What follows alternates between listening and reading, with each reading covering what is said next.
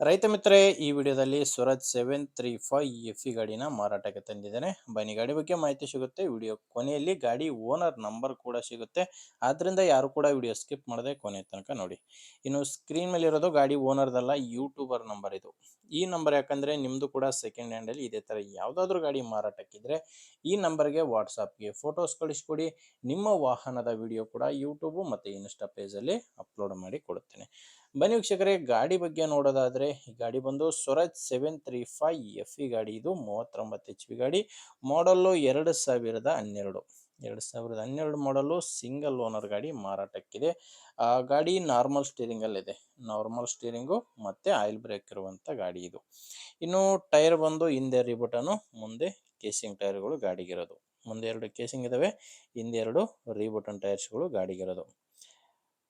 ಗಾಡಿ ಒಂದೇ ಮಾರಾಟಕ್ಕಿದೆ. ಗಾಡಿ ಜೋಡಿ ಯಾವುದೇ ಸಾಮಾನುಗಳಿಲ್ಲ. ಮತ್ತೆ ಗಾಡಿ ಡಾಕ್ಯುಮೆಂಟ್ಸ್ ಎಲ್ಲಾನು ಕ್ಲಿಯರ್ ಆಗಿದ್ದಾವೆ. ಡಾಕ್ಯುಮೆಂಟ್ಸ್ ಯಾವುದು ಪ್ರಾಬ್ಲಮ್ ಇಲ್ಲ. ಮತ್ತೆ ಗಾಡಿದು ಲೋನ್ ಕೂಡ ಯಾವುದು ಇಲ್ಲ. ಲೊಕೇಶನ್ನು ಈ ಗಾಡಿ ಮಾರಾಟಕ್ಕಿರೋದು ದಾವಣಗೆರೆಯಲ್ಲಿದೆ. ದಾವಣಗೆರೆ ಲೋಕಲ್ ಸಿಟಿಯಲ್ಲೇ ಡೀಲರ್ ಹತ್ರ ಈ ಟ್ಯಾಕ್ಟರ್ ನಿಮಗೆ ಸಿಗುತ್ತೆ. ಇನ್ನು ಪ್ರೈಸ್ ಇದಕ್ಕೆ ಹೇಳ್ತಿರೋದು 2,45,000 ಹೇಳ್ತಿದ್ದಾರೆ. 12 ಮಾಡಲು ಹೇಳ್ತಿರೋದು 2,45,000. ಇದೇನು ಫೈನಲ್ ಅಲ್ಲ, ಮಾತಾಡಬೇಕಾದ್ರೆ ಇದರಲ್ಲಿ ಕೂಡ ಸ್ವಲ್ಪ ಹೆಚ್ಚು ಕಡಿಮೆ ಆಗ್ತವೆ ಅಂತ ಕೂಡ ಓನರ್ ಹೇಳಿದ್ದಾರೆ. ಹೆಚ್ಚಿನ ಮಾಹಿತಿಗೆ ಒಮ್ಮೆ ಡೈರೆಕ್ಟ್ ಆಗಿನೇ ಗಾಡಿ ಓನರ್ ಜೊತೆನೆ ಮಾತಾಡಿ. ಈ ಗಾಡಿ ಓನರ್ ನಂಬರು ವಿಡಿಯೋ ಕೆಳಗಡೆ ಇದೆ. ವಿಡಿಯೋ ಕೆಳಗಡೆ ಟೈಟಲ್ ನಲ್ಲಿ ನಂಬರ್ ಇದೆ.